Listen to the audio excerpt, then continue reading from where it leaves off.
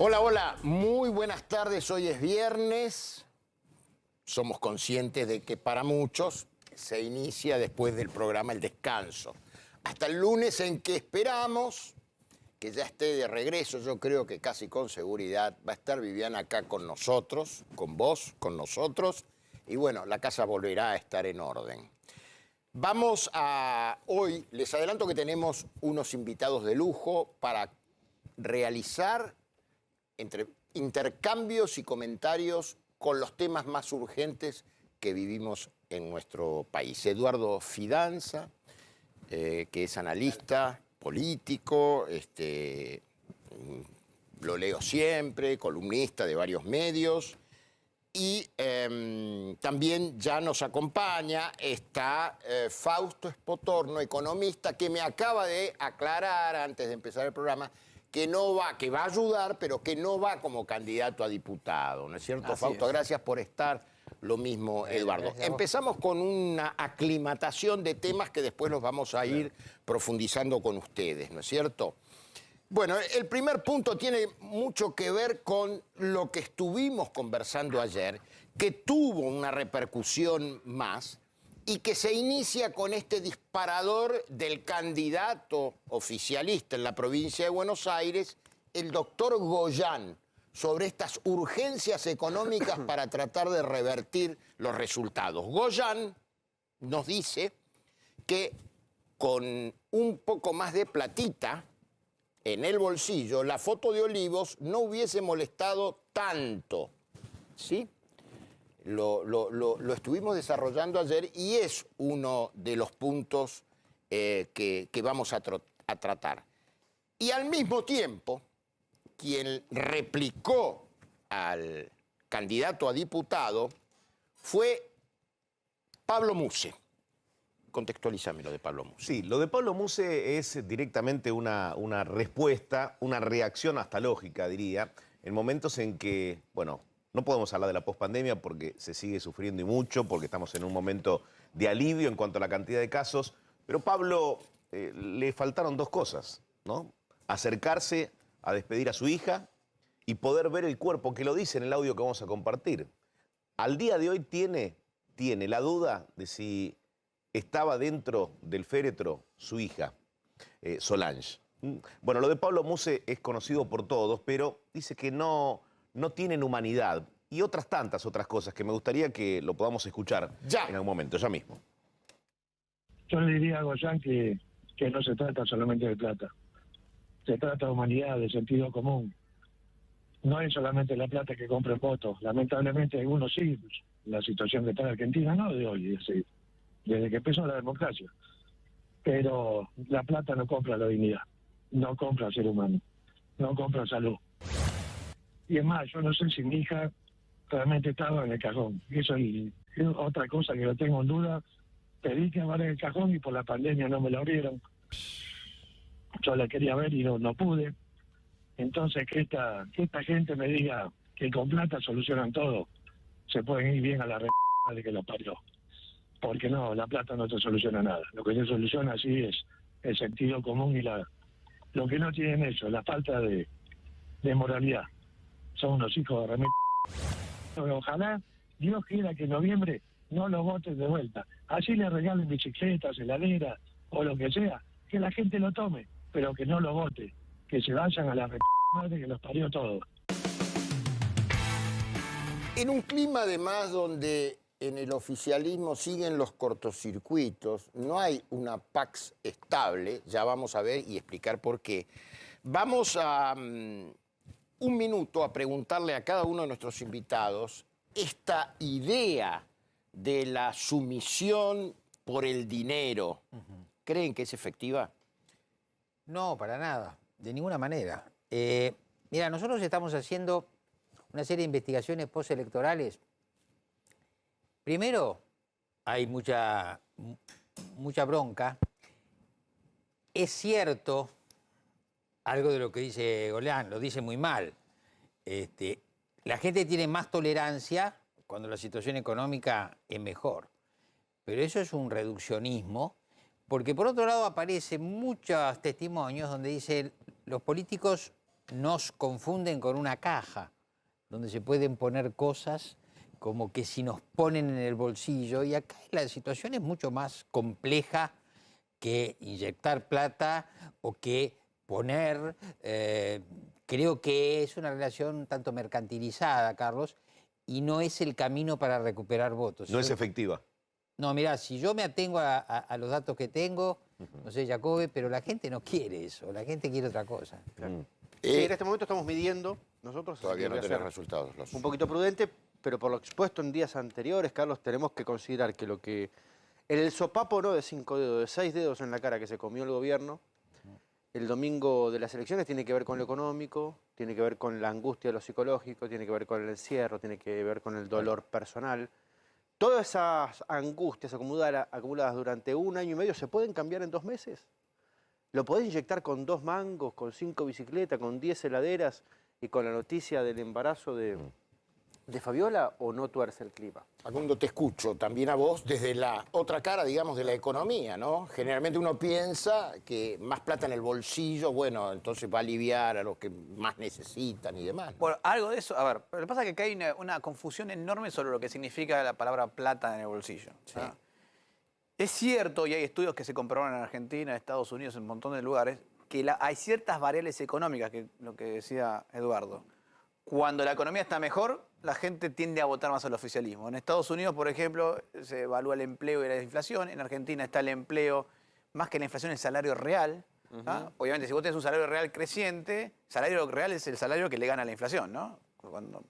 Entonces es posible que la gente esté más dispuesta a votar al oficialismo en general. Obviamente acá tenés una pandemia en el medio que cambia un poco las reglas económicas, pero es cierto que hay un set de variables económicas que son muy buenas explicando los resultados electorales. Ahora, el salario real implica realmente crecimiento económico. Crecimiento, es riqueza verdadera. Cuando el salario real crece es porque la economía está creciendo de verdad. Significa que la productividad de la economía está creciendo de verdad. O sea, si cada trabajador gana más, en términos reales, es porque cada trabajador pudo producir más. Pero eso implica inversión, tecnología, todo lo que significa crecimiento económico. Ahora, emisión monetaria no es salario real. No lo va a hacer. Te pueden tirar unos pesos ahora, después lo que vas a pagar, sabés que lo vas a pagar en 3 meses, 4 meses, 5 meses, cuando la inflación empiece a impactar. Entonces, ojo con ese tema. Una cosa es plata en el bolsillo, como el famoso le pongo plata en el bolsillo a la gente. Si la voy a emitir, no es plata, son papelitos de colores. Hay una cosa que yo estoy viendo que es muy impresionante, a vos te va a impactar en especial. Los argumentos, que algunos son del liberalismo económico, otros son del neoliberalismo, según como vinculado con lo que dice Fausto, ¿no es cierto? La gente en su argumentación del sentido común ya incorporó eso, porque dice, nos dan ahora, pero lo vamos a tener que pagar con inflación. Y esto de que más emisiones, más inflación, ya no lo decís vos que sos especialista, lo dice el ciudadano común.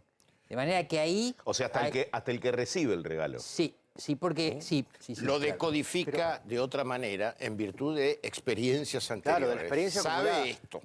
Que es como la publicidad política, hay ¿no? un clima que a mí me recuerda un poco los fines de los 80, el fin de los 80, porque hay como una especie de gran fatiga con el fenómeno inflacionario. Lo que yo estoy viendo es que en realidad la gente ya no habla de no me alcanzan los ingresos. No puedo llegar con la canasta familiar, no llegamos a fin de mes, tenemos que juntar 2 sueldos. Hay menos trabajo, pero la combinación de menos trabajo e inflación, bueno, uno de los temas que podemos plantear acá, que es más tuyo, pero yo estoy siguiendo esa línea, es los efectos de la estanflación. Bueno. Claro, vos lo dijiste. Este tema, porque cuando vos ves la evolución económica argentina y de la opinión pública, tenés un comportamiento de picos y depresiones cuando regía el ciclo económico. En algún momento mejorabas y después caías. Ahora, a partir de 2011, lo que se ve es que no hay crecimiento. Hay un poquito de crecimiento en 2017. La caída del valor del salario real, según los datos de los que yo dispongo, lleva un lustro, ¿no es cierto? Y entonces, claro, tenés crecimiento de la inflación, desinversión, aumento de la pobreza, caída del valor del salario. Es un combo tremendo. Ahora, Siempre recién la veíamos, stagflation Me acuerdo de Álvaro Alzogaray, que fue Está uno de los feo. primeros en desarrollarlo, ¿no? Sí, disculpa. Recién veíamos en pantalla las declaraciones del Cuervo Larroque, que dice, no es tiempo de amarretear ante las necesidades de la gente. ¿Qué es un mensaje para el presidente? ¿Es una frase en tiempos de campaña o es vayamos por ahí en el camino hasta 2023? No, yo creo que hay una fantasía ahí que me parece que ya, que es lo que decía Eduardo, que la gente empieza a incorporar y se da cuenta que el Estado no tiene infinita cantidad de dinero. Que el Estado, tarde o temprano, está limitado por las mismas limitaciones de todo lo demás. Presupuesto, me ingresan 100, gastos, no puedo gastar 200 todo el tiempo, ¿no? Y yo creo que está esa fantasía de que el Estado, bueno, puede emitir y seguir gastando, pero el problema es que una cosa lo haces cuando si tenés 5% de inflación y por emitir y gastar un poco más, pasar a 7, 8, pasa. Pero cuando ya estás en 25 y emitís, te vas a 50, 60... Está el fantasma de la hiperinflación. Claro, ahí Chile- está el punto. ¿Cuánta Chile tiene plata? 7% de inflación y están sumamente preocupados. Proyectan 7% de inflación. Muchas economías mundiales se están volviendo inflacionarias por los efectos de la pandemia y las emisiones, pero en rangos Claro, completamente acotados. manejables. Te voy a dar un dato para que esto le va a gustar a Eduardo. Argentina, Estados Unidos el año pasado hizo crecer la base monetaria 25%. Sí, sí. 25%. Y eso le generó una aceleración inflacionaria, y eso que emite dólares, ¿no? Moneda dura que acepta todo el mundo. 25%. Europa también, 22%. Argentina emitió 95%, hizo crecer la base monetaria. Entonces, claro, los márgenes de maniobra ya los tenés agotados, los tenés muy poco agotados. Pero explicarla sencilla, Fausto, porque el punto es este. Hablamos de la platita, pero no entendemos bien cuánta platita puede poner el Estado en el bolsillo de la gente.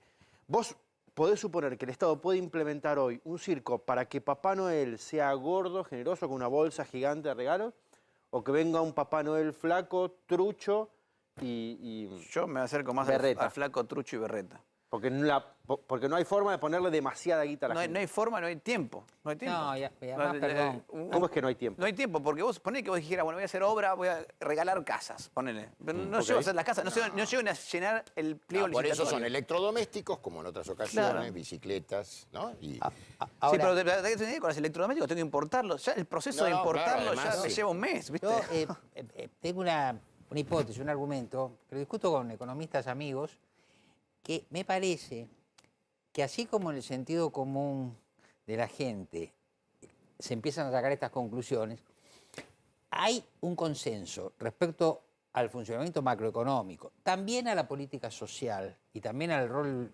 económico del Estado, en un amplio espectro y arco de economistas. Y a mí me gusta decir que por ahí Guzmán es una especie de promedio. Porque ¿cuál es la disputa? Guzmán llevó la desviación del déficit, creo que de 7 puntos a menos de 1 punto. Pero lo que está previsto en el presupuesto son 4,5 puntos, o sea que va a lograr la meta presupuestaria. Y lo que está planteando es esto que dice el sentido común, que dice un economista, es tenemos un margen y fuera de ese margen las cosas solo pueden empeorar. Entonces esto es muy interesante desde el punto de vista político, porque, a ver, Sí, Guzmán dice, soy heterodoxo, pero no tanto. claro, Sí, Manon Tropo. querrá hacer una síntesis entre los extremos Sí. de pensamiento económico, supongo, ¿no? Pero es una cosa más. Yo suelo decir, ojo con Cristina. Yo creo que Cristina es discípula de que fue su marido, que fundó todo el kirchnerismo. No miren lo que digo, sino lo que hago. A mí no me queda claro que además de sus declaraciones políticas, Cristina Kirchner no tenga conciencia de los límites. Y si en esta negociación, en este conflicto que hubo, quedó Guzmán, a lo cual ella además le aclaró públicamente Que no no estoy pedía. pidiendo tu renuncia, creo que una cierta racionalidad hay para el manejo del presupuesto y de cara a la negociación con el fondo. Son dos temas que están vinculados. A mí me hubiera preocupado mucho más que en ese cambio de gabinete apareciera, ¿no es cierto?, un desconocido en Washington para el Fondo Monetario, o algún medio. No, Guzmán garantiza también las cosas. Cierto que a la Argentina se le complica porque su amiga Cristalina Georgieva. está en problemas. Está en problemas. Sí. Pero no importa, ahora no es esa es la cuestión. La cuestión es si hay un resto de racionalidad económica Correcto. para que esto... Ahora, y termino con esto, cuando uno estudia las condiciones sociales de la gente, hay un límite para un ajuste mayor. No hay margen. No hay límite. No hay correcto, margen. No, Carlos, no. Además, ajuste se ha hecho en cuota. Yo, tomando tus palabras, recuerdo que el expresidente Néstor Kirchner siempre tenía una libretita, que le decían la libretita de almacenero. Está bien, era un contexto distinto, digo, la soja creció, había Sí, condiciones pero cuidó distintas. bastante el presupuesto. Que Lo cuidó, ¿no? Sí, lo cuidó muchísimo. De hecho, recién empezó a gastar cuando se le venía la elección 2007. Ahí fue el año que gastó. Superávit gemelos. Superávit gemelo. Acordate que el kirchnerismo era el de los superávit gemelos. Clarifiquen, traduzcan superávit gemelo, por A ver, favor. Comercial y fiscal. Exactamente. Hay una relación entre el superávit fiscal y el superávit comercial. Así como hay una relación entre el déficit comercial y el déficit fiscal. Porque cuando el Estado empieza a tener déficit, empieza a perder plata, empieza a pedir prestado, si puede, al exterior. Cuando empieza a pedir prestado al exterior, entran dólares, se aprecia el tipo de cambio, o sea, el dólar se pone muy barato, la gente importa más y genera el déficit comercial. Vamos a Cuando el volver sobre superávit es al estos revés. temas, pero habíamos anticipado en la apertura del programa un poco que la paz no era estable, que había ruidos, que seguían embates, hay un tema que traba en discusión a Guado de Pedro, ¿sí?, con otro ministro. Sí, el ministro Moroni, ministro de Trabajo, ¿no? Y la frase de Moroni es: no hace falta mandar una renuncia a un diario, ni tampoco presentarla, porque en definitiva, ¿qué es lo que Ya estaban quiere presentadas. decir Moroni? Claro, estaban presentadas, o el presidente es el que le dice: Campolongo, mira, presenta la renuncia, necesito oxigenar el gabinete. Digo, el presidente está en facultad de hacerlo y lo puede hacer hoy, mañana, o lo podría haber hecho ayer. Si hubiera deseado. El tema es que empieza a haber un ruido que no se sabe si es de cara al 14 de noviembre o es un ruido que puede perdurar de aquí en adelante. Espera, A ver. dale. No, yo quiero explicar una cosa a la opinión pública que es un uso y costumbre dentro de la política. Se siente un presidente, asume su gabinete, el día 0 el presidente tiene las renuncias sin fecha firmadas. Claro. Para aceptárselas cuando el presidente quiere. Si el ministro no se quiere ir, se va igual. Entonces las renuncias ya estaban presentadas. Lo que hicieron los ministros kirchneristas del gobierno de Alberto es pintarle la cara. Cuando salieron a presentarle de vuelta sus renuncias, salieron a hacer una exageración del acto. Dale, perdón. Y por otra parte, me pregunto, Martín Guzmán, del que hablábamos recién, y presenta un presupuesto y defiende sus números, aunque le condicionen desde distintos sectores. Digo, ¿es el ministro de Economía que va a perdurar más allá del 14 de noviembre? ¿Qué sentido tiene un presupuesto que armó Martín Guzmán con su equipo económico y el 15 de noviembre no sabemos si va a seguir siendo, Fausto? No, yo creo que tiene que seguir siendo él por el tema de sí. Pero por la el política quizás mete la mano. Sí, pero a ver, yo creo que estoy de acuerdo con Eduardo. El hecho de no haber modificado ni a Culfas ni a Guzmán tranquiliza más. ¿Te imaginas si encima de todo este lío que hubo se hubieran modificado los dos ministros de Economía? Limpiaban la pata económica, digamos. Sí, lo pusieron en pausa eso porque si encima hubieran modificado la pata económica, no sé, el dólar lo íbamos a ver a Pero la buscar principal nosotros. angustia de la gente, esto puede tranquilizar a los mercados, Fausto, pero la principal angustia de la gente es económica. Obvio, por eso. Y entonces, ¿por qué no voltear todos los ministros Porque y renovar ese ánimo, digamos, con la gente? yo creo que el problema ahí que tenés es que vos lo que querés es estabilizar la cuestión. O sea, lo que te puede pasar es que en medio de ese lío el dólar se te dispare porque llamás a un ministro de Economía que nadie conoce. Y si se te dispara el dólar, o sea que después se te dispara la inflación atrás y la gente la pasa peor. O sea, hay una relación directa en la estabilidad versus la no estabilidad en lo que le pasa a la gente. ¿Y qué ves el 15 de noviembre? No, yo Porque creo que... digo, hay dos escenarios claramente: que se consolide la victoria de la oposición en las generales, y la otra es que la dé vuelta el gobierno. ¿Qué ves el día después? No, después, a ver, voy a tratar de explicar esto, la cuestión fiscal, es importante. Hasta el primer semestre el déficit fiscal primario era muy chiquitito, 0,4% del PBI, 0,5% si sumamos julio. Había más de 3 puntos que se dan en el segundo semestre. De esos más de 3 puntos, ponerle 3,5 puntos, 3 puntos se dan en los próximos 4 meses. Septiembre, octubre, noviembre y diciembre. O sea, lo que viene ya lanzado es un Titanic de gasto de déficit enorme, no de gasto de déficit enorme, que está dado históricamente, se da por los pagos de aguinaldos, porque el Estado recauda menos en el segundo semestre, porque en el primer semestre ya le cobró las hojas, ya le cobró la ganancia, ya le cobró a todo el mundo. Se le suma el gasto de este tiempo preelecciones. Se le suma el gasto, pero igual, más allá de eso, olvídate de eso, igual es una enormidad lo que va a tener de déficit en la última parte del año el gobierno. Entonces ya viene lanzado, ya no lo podés parar, no hay... ahora el gobierno quiere aumentar un poco los gastos, es poquito. Para que te des una idea, voy a poner los números. 3,2 puntos del PBI se va a dar en septiembre, octubre, noviembre, diciembre de déficit. Todos los gastos que están anunciando, incluso los no confirmados, te dan 0,2. O sea, estás hablando que, el déficit que ya estaba lanzado es más de 10 veces más grande que todo lo que se está anunciando. Y sin reservas prácticamente. Sin reservas, la emisión monetaria es un tema. La emisión monetaria es un temón, porque de otro lado tenemos al Banco Central. Esto es interesante. El Banco Central el año que viene va a tener tanto déficit como el gobierno nacional. Eso es un peligro, porque eso significa que ya la emisión monetaria está generando Ahora, ¿va a inflación. afectar esto con las LELIQs a los bancos, lo que le deben a los bancos y armar un terremoto, digamos? Pero espera, Carlitos, porque yo monetario? estoy del otro lado de la pantalla y me estoy dando la cabeza contra el televisor, no entiendo nada. Claro, y lo que porque, te a ver, pregunto es si explota o no explota. Claro, LELIQ va a concentrar los déficits y la gente, digo, se le traduce claro. si va a ser Negro, el doble la ¿explota o no inflación. explota? No, a ver, si los dejas así, sin hacer nada, durante mucho tiempo, sí, en algún momento te va a explotar. Bueno, Pero está sí bien, es cierto que hoy tenés poner que hoy pararas el déficit fiscal a la nación, no sé, mañana encuentran petróleo abajo de la Casa Rosada y dicen, Ya. bueno, pagamos con el petróleo todo el déficit, no tenemos más déficit. El déficit que te genera el Banco Central ya te genera inflación del 30-40% solo por para sí el año mismo. que viene. Para el año que viene y por tiempos a seguir. Ah, mío. Entonces, el acuerdo con el FMI es importante por varias razones. Porque una forma de parar ese problema que tienes en el Banco Central es hacer un acuerdo con el FMI y decir, che, a ver si me puede tirar unos mangos para tratar de solucionar el problema patrimonial que tiene el Banco Central. Hoy el Banco Central tiene más deuda que pesos. Y por esa deuda está emitiendo dinero. Está bien. Yo te digo que sospechuna más, Carlitos, permíteme.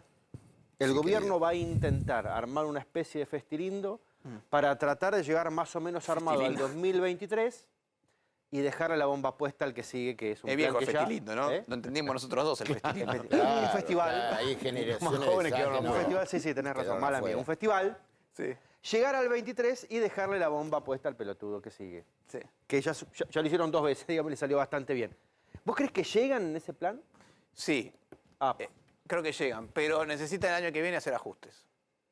Claro. Entonces, el año que viene... entonces no llegan con el festilindo, llegan Ahora- medio mordidos. No, el año que viene, sí, bueno, el festilindo llega hasta diciembre, a partir de enero tenemos que ver las tarifas, tenemos que hacer qué hacemos con el Banco No Central. es la receta de acuerdo con el Cristina. FMI. No es la receta de Cristina, sería el plan Guzmán. Ahí sí, Plan Guzmán a pleno y FMI a pleno. Va a ser el año más macroeconómico, los últimos que hayamos vivido el año que viene. Querido Fidanza, te quiero hacer 2 o 3 preguntas muy rápidamente. Vos hiciste un artículo muy profundo que tenía que ver con, digamos, el peronismo sin plata no funciona, por decirlo de alguna manera en términos de Cristina. ¿Es así? Sí, yo le ¿O llamé... en qué lo basabas? Yo lo llamé peronismo desafortunado. Porque otra vez, mirando el comportamiento cíclico de la economía argentina, vas a encontrar que cuando Perón funda el movimiento, tiene media década del 40 por delante proactiva. Estás con los lingotes de oro que uno Tenía caminaba. todo eso, hasta que en el 52 se la da Sí, contra la la pared. crisis, bueno, y después, busca un... después, en el 75, luego de la muerte, le explota al peronismo en la mano la típica crisis argentina, devaluación, inflación, etc. En el 90, Menem lo elude, otra vez con el viento de cola internacional, más con la convertibilidad, que digamos era un dispositivo interesante para 2-3 años y catastrófico para 10 años. Pero la elude. Y Kirchner de pleno, y Cristina también un poco, van impulsados por el viento de cola, el valor de las materias primas, el inicio de un ciclo positivo después de una gran devaluación, etc. Ahora vuelvo a partir de 2011. Cristina, hay un detalle que lo pinta todo. Cristina gana las elecciones con el 54% de los votos y esa misma semana pone un cepo. O sea, el problema ya estaba. Y lo que sigue es lo que sabemos hasta que llega este peronismo, y vuelvo a decir, peronismo en una situación de estancamiento, con todos los antecedentes que estamos planteando, lo que pasa es que no puede cumplir su función histórica, que es mejorar las condiciones de vida de los sectores populares más postergados. Pero hay que sumarle otras cosas. Es un peronismo sin plata. Es un peronismo sin liderazgo. Yo me Ahí me canso- quería detener porque, digo, es fin de época para Cristina. Claro, Esto significa yo fin de me canso época. de ver, incluso gente muy respetable, incluso gente de la academia, que Cristina tiene todo el poder y entonces es la titiritera. Yo diría, para el beneficio del sistema, ojalá Cristina tuviera más poder, no menos poder. En primer lugar, Cristina tiene un poder político menguado. Alberto no tiene ningún poder. ¿Sabés lo que te dice la sociología? Sí, tiene un poder que se llama poder burocrático. No es menor. En el lenguaje coloquial se dice tiene la lapicera. Entonces tenemos un poder político menguado de alguien que tiene una base electoral de 30 puntos y no puede salir de ahí. Tenés un poder en tensión con un poder burocrático, no tenés dinero, no tenés definido, como decimos, quién manda, no tenés afecto popular. Laclau, en La razón populista, dice, el cemento que une el populismo es el afecto, es el amor. No hay. Y hay algo más. No dura un movimiento más de 70 años sin que finalmente le lleguen las transformaciones sociológicas. La base clásica del peronismo era, sabemos, los trabajadores organizados en los sindicatos. Ese es el gran logro del Perón, formalizar el trabajo. Bueno, con el paso del tiempo, esa base, producto del estancamiento, de que no se crea empleo, esa base se va estrechando. O sea, la representatividad de los sindicatos clásicos cada vez es menor. Tenés un crecimiento de todo lo que es informalidad, ¿no es cierto?, de todo lo que es monotributismo, de todo lo que es un trabajo que es mucho más precario. Y finalmente tenés la gente más sumergida que tiene los planes sociales. Ya el padre Sarrázaga, sociólogo, lo había dicho hace 2 o 3 años, el enfrentamiento que hay en las bases populares entre el que dice yo salgo a las 6 de la mañana a trabajar, vuelvo a las 9 de la noche, gano muy poco y tengo un vecino o una vecina que recibe planes y no labura. Tremendo. Ahora, esto no es para estar en contra de la gente que recibe planes, sino para mostrar esta contradicción. Bueno, una pequeñita más. Vos decías 70 años es mucho tiempo. Sí. Hay movimientos como el de Gaulle que duró mucho menos y se dispersaron. Sí. Yo no voy a decir que el peronismo del 45 es igual al de hoy, No, para nada. yo tampoco. Pero, ¿y para dónde? ¿Qué va a pasar entonces? No, a ver, posiblemente el peronismo se reorganice como partido histórico de este país y seguirá teniendo incidencia.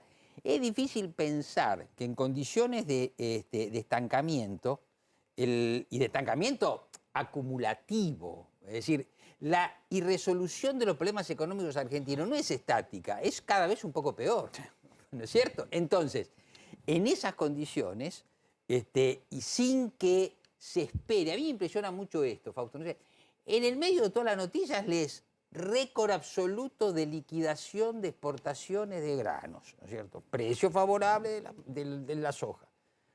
¿Alguien dijo, sostuvo que la próxima cosecha nos va a salvar? No, porque la acumulación de problemas es tal que tampoco te alcanza, porque estructuralmente la economía argentina tiene un problema para financiarse, y entonces el problema, incluso te diré una cosa, excede al peronismo, impacta en la legitimidad de la clase política en su conjunto. Perdóname, lo que estás diciendo, el peronismo y el kirchnerismo son la misma cosa. ¿En qué medida vos ves que sean o que no sean la misma cosa para dejarlo explícito? Sí, está muy bien. Mira, desde un punto de vista genérico, el kirchnerismo es una de las expresiones del peronismo que se vuelve hegemónica en una fase histórica. Es una hegemonía muy importante, equivalente a la que tuvo Perón, superior en el tiempo a la que tuvo Menem. Pero es una expresión del peronismo, ¿no es cierto? Y la derrota electoral es una derrota que excede al kirchnerismo. Atención con esto. No es que uno puede decir, el kirchnerismo perdió y el peronismo no kirchnerista salvó la ropa. No.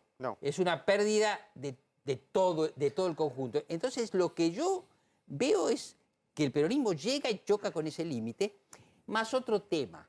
Hay que ver cuánto entiende el peronismo los cambios de costumbres. Pierde el voto juvenil.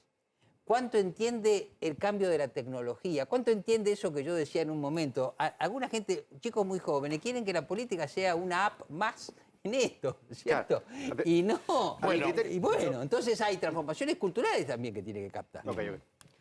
Cierra, Camparongo, vamos. ¿Cierro? Bueno, sí, porque si no, ya está Chiche Dualde esperándonos. Sí, señor. Que supongo que habrá escuchado todo lo que dijeron, tanto de la vertiente económica como política, y te vamos a repreguntar. Sí. Gracias por haber favor, gracias estado. por la invitación. No, gracias, muchísimas gracias y bueno, espero que nos encontremos nuevamente. Cuando quieran. Gracias. Nosotros entonces, Eduardo, sí, ahora... La pregunta es, como decía Fidanza, la pregunta es si el peronismo supo leer o el kirchnerismo entendió lo que fue el resultado de las PASO. ¿no? Porque si no se revierte entregando determinada ayuda económica a determinados sectores, que quizás ni con eso en la mano, ni con eso en su poder te va a cambiar lo que el voto, pasa es te que va a apoyar. además, sí, en el año 52, que hubo una gran crisis, digamos, se reformuló el concepto de la producción. ¿Por qué? Pero porque se había saldado un montón de demandas y de derechos, que entonces ahí se entró en la crisis y si quieres... Antes que me vaya. Sí. Está claro que si no hay un paradigma de crecimiento de las exportaciones y de crecimiento de la producción, el país no va a salir. Y yo creo que están de acuerdo en un amplio arco. Yo soy lector de Gershunov y tengo una buena relación con él, pero también doy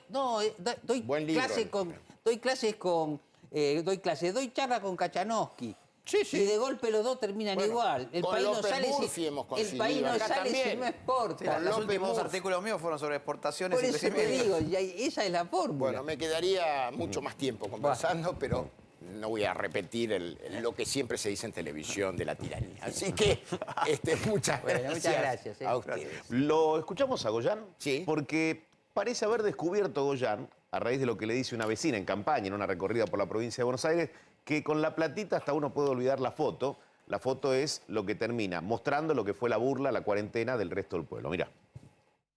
Te lo voy a decir como me dijo una señora que esta semana charlando en un barrio, me dijo que no fue a votar, y le dije, pero ¿por qué no fuiste a votar? Y porque estamos mal. Y alguien del grupo dijo, y te molestó la foto, y dice, mira, la foto con un poco de platita más en el bolsillo, es como que es otra cosa. Y eso es lo que valora la gente. La gente valora un conjunto de medidas y evidentemente nos reclamó algo. Bueno, allí está, con un poco más de platita en el bolsillo, la foto de Olivos no hubiese molestado tanto. Coincidís, disentís, evaluás de qué manera. ¿Qué es? ¿Demagogia esto? ¿Qué es? Pegale fuerte y al medio. No conocer al ser humano, creer que el ser humano es una máquina mercantil. Claro, ¿lo descubre en campaña? Me causa mucha gracia. Realmente lo que ha pasado en campaña y sigue pasando es no ver verdaderamente los problemas que estamos teniendo. Y la discusión anterior también, porque me parece que lo que están desapareciendo son los partidos políticos, en términos generales. Ya la solución no pasa porque el peronismo en realidad reconozca los enormes errores que ha cometido a través de los años, sino que tratemos de darnos cuenta de que la política en términos generales tiene que tratar de ver cómo se une con el resto de los partidos políticos con las mejores intenciones para ver si encuentran puntos en común en algunos aspectos de la vida nacional que están necesitando de todo. Yo a veces escucho en cualquier canal discusiones que digo, ¿qué están discutiendo? Porque en realidad la gente común no entiende qué están discutiendo. Y los valoro individualmente. Escuchaba el otro día a López Murphy y a de Mendiguren, por los cuales siento un gran afecto por los dos. Y hablaban de economía. Y yo decía, ¿quién tiene razón? Los dos tienen un pedacito de razón. ¿Por qué en lugar de pelearse tanto no se juntan y tratan de, con otros economistas, a ver si nos dan alguna puntita? Pero Chiche, está bien, esa tragedia no es de ahora en la Argentina. No, claro, pero a medida que la crisis se va profundizando, de la cual nuestro partido, yo voy a seguir siendo peronista hasta el día que me muera. Está bien. Pero no puedo ser otra cosa, porque nací en una infancia en la que fui muy feliz gracias al peronismo. Porque era la etapa donde, en la etapa donde el peronismo le ofrecía la educación de calidad, la salud de calidad, trabajo. Éramos niños felices. Después podemos decir si eran gobiernos autoritarios. Sí, eran los gobiernos del mundo, eran gobiernos autoritarios. Pero eso es otro análisis, que no vale la pena. Después vino todo lo que vino, de lo cual el peronismo es el partido más responsable. Y sí. ¿Y es un gobierno peronista este? Yo creo que no. Yo creo que el peronismo como ha sido un partido aluvional. Y en los partidos aluvionales vienen todos. Claro, Vienen ojo todos. con eso porque otros nos decían que éramos el aluvión zoológico. No, pero los grandes vos querés partidos, hablar de los grandes exacto, partidos, grandes movimientos, digamos. ¿No? aparecen los buenos, los malos, los Sí, mediocres. porque el presidente en la noche que perdieron las elecciones dijo, hay dos modelos de país. Volvió, ¿no?, a enfrentar el modelo de país del Frente de Todos con el del macrismo. Los buenos y los Dijo, malos. el que incluye, que somos nosotros, y el que te ¿Qué deja a un costado incluye? del camino. ¿A quién incluye? Bueno, A esa es la gente en la pregunta. pobreza, ¿A quién dice la incluye? A O digamos, gente en la pobreza. apareciendo después del resultado de las PASO, o con alguna ayuda, o con heladera, con algún plan, ¿significa que está incluyendo? La cantidad de planes ha demostrado que no ha servido para nada porque la pobreza sigue y sigue y sigue creciendo. Lo que quiero decir es, como decía Aya de la Torre cuando hacía referencia a su propio partido, que esos partidos aparece de todo. Les es más fácil sumarse. Y ya la política ha perdido esa cosa de vocación, de sueño, de cambiarle la vida a la gente. Muchos políticos, te diría en un número importantísimo, son más empresarios que otra cosa. Entonces, es muy difícil. Por eso, como creo que hay que salvar a la política y denostar a los malos políticos de cualquier partido, hay que tratar de que todos aquellos que tienen buenas intenciones, piensen como piensen, se sienten y digan, a ver, tenemos 20 y pico de ministerios, exactamente no me acuerdo el número. De esos 20 y pico de ministerios, ¿cuántos son realmente urgentes e importantes? Todos pueden ser importantes, pero urgentes e importantes, 10, 11, bueno, a ver, juntémonos todo lo que podemos aportar y tengamos un proyecto común a 20 años. Hagámoslo ahora. Pero ¿ves actores como para llevar a cabo? Que hay actores en todos los partidos. ¿Quiénes y son? Fuera, ¿Pero no, quiénes son los actores de hoy? ¿Encabezado pero- por el presidente o por Cristina? Yo no sé si Cristina, no la veo con esa voluntad porque es una fundamentalista. Ella se aferra a sus ideas, es muy difícil tratar de convencerla, pero dentro de Pero te amplío, Chiche, ¿no sería, yo te diría, bueno, obviamente que a ningún político se le extiende el certificado de función, pero tanto Macri como Cristina den un paso al costado, sigan y se termine toda esta historieta de los tiroteos y de que vos hiciste y de que no hiciste? pero eso tiene que suceder, siempre tiene que suceder. Vivimos mirando para atrás, echándose la culpa el uno al otro. Por supuesto que todos los gobiernos cometen errores, todos. Pero vos escuchás permanentemente en cualquier discusión, en cualquier debate, en cualquier panel que están hablando del otro, nunca del futuro. Nunca, jamás. Entonces, pero hombres y mujeres que individualmente nos hacen quedar como reyes en el mundo, no podemos lograrlo como país, como gobierno. Somos una vergüenza. Al ministro Larroque vos lo conocés, ¿trabajaste con él en algún momento? Yo no trabajé nunca con él, pero tuve la oportunidad de tener charlas con él cuando al inicio del gobierno, antes de asumir, me vienen a solicitar si podíamos reorganizar la red de mujeres. Y tuve 2 o 3 charlas con él y me parece un tipo interesantísimo.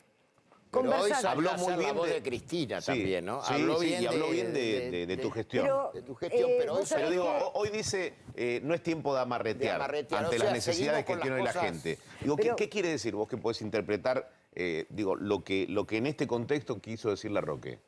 ¿Qué? Yo no lo escuché, la verdad No, que no, no. pero no lo la escuché. frase fue, no es tiempo de amarretear ante las necesidades de la gente. Pero, ¿Qué es, no, ponerle bueno, plata ahora? puede tener varias interpretaciones, no sé lo que quiso decir.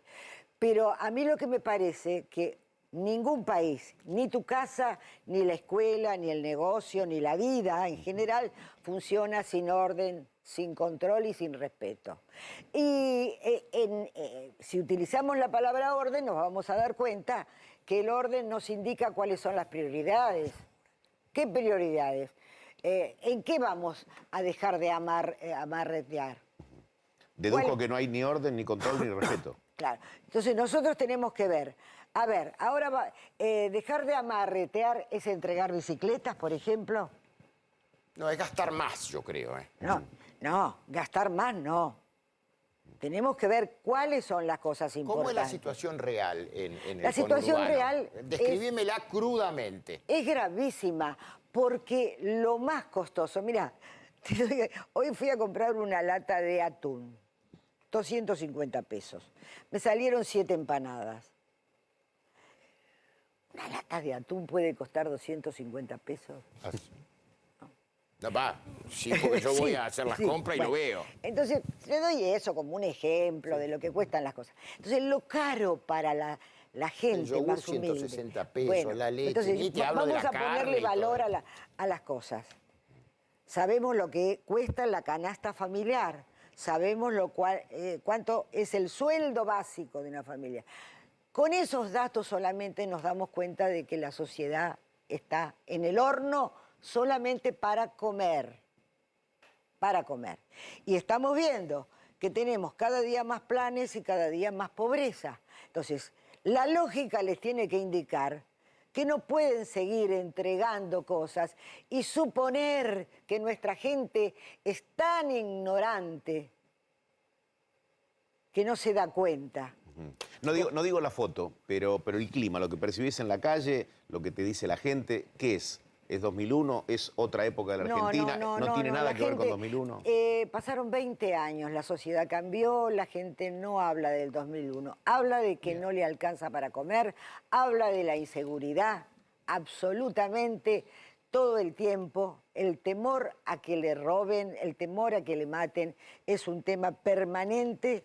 Y la falta de recursos para poder comer, no está pensando en temas macroeconómicos o en los temas que se debaten en los medios, no está pensando en eso. O sea, no le interesa quién sea el ministro de Seguridad, sino que le solucionen el problema. Ni sabe.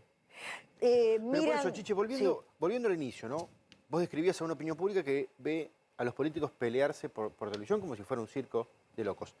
¿Qué crees que piensan los que están del otro lado? ¿Los ven discutir y dicen, che, acá el problema es que tienen diferentes ideologías? Espera, ¿los ven discutir y dicen, che, el problema acá es que tienen diferentes ideologías? ¿O los ven discutir y dicen, estos están todos locos? Es decir, ninguna de las dos cosas, ¿eh? ¿Ninguna? No, yo creo que el tema ideológico es un tema que ya ni se discute. Ya estas cosas que podemos discutir nosotros, de si están más a la izquierda, no es un tema que ya, no es un tema... Pero entonces, la gente escucha los barrios más humildes, no quiero decir el canal que miran, pero yo pregunto. Yo sé el canal que miran mayoritariamente, en los barrios más humildes. ¿A Viviana Canosa? Bueno, miran a Viviana Canosa. Y después mucha música. ¿Se desconectan del quilombo? Por supuesto. Pero entonces, ¿la clase política no tiene un problema de ideología, tiene un problema psicológico? Es decir, las personas que habitan la política no tienen las características psicológicas como para poder sentarse y conversar de lo que hay que hacer. No les importa un corno los problemas de la gente. Eso es perversidad, entonces. ¿Y qué es lo que les importa, entonces? Eso es maldad. ¿Entienden? No sé definirlo, pero primero, han perdido la conexión con la situación de la gente en los barrios. No van a los barrios. Pero esto no de ahora, ¿eh? Cuando me tocó a mí hacerme cargo de lo social... y apareció la Red de Mujeres.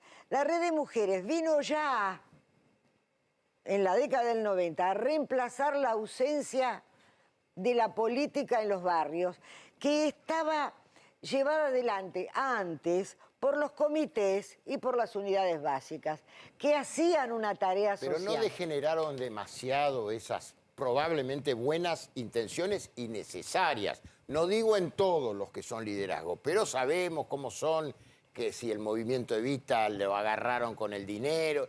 No se degeneró yo mucho todo eso. La verdad, vos un- tenés experiencia Claro, en pero eso. te hago un raconto. Ya faltaba el contacto.